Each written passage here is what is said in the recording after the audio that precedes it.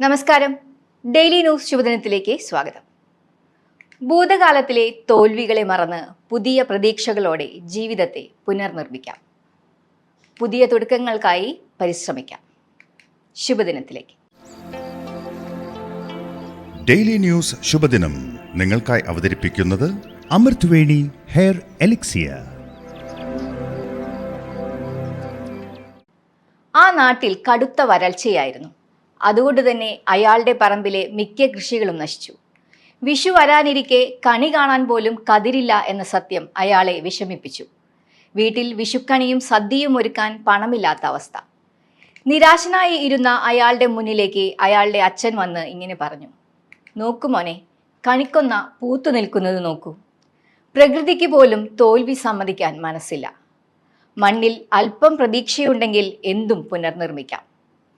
തൻ്റെ അച്ഛൻ പറഞ്ഞതിൻ്റെ അർത്ഥം മനസ്സിലാക്കി അയാൾ വിഷമിച്ചിരുന്ന് സമയം കളയാതെ പറമ്പിലെ അവശേഷിച്ച മണ്ണിൽ വീണ്ടും കൃഷി ചെയ്യാൻ തീരുമാനിച്ചു. മണ്ണിൽ അവൻ പ്രതീക്ഷയുടെ വിത്തുകൾ പാകി.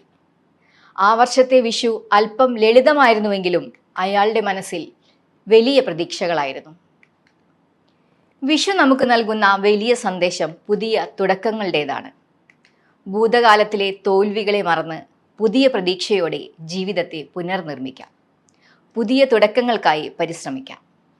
ഏവർക്കും സന്തോഷവും ഐശ്വര്യവും നിറഞ്ഞ വിഷു ആശംസിക്കുന്നു. ഡെയിലി ന്യൂസ് ശുഭദിനം നിങ്ങൾക്കായി അവതരിപ്പിക്കുന്നത് അമൃത്വേണി ഹെയർ എലിക്സിയർ.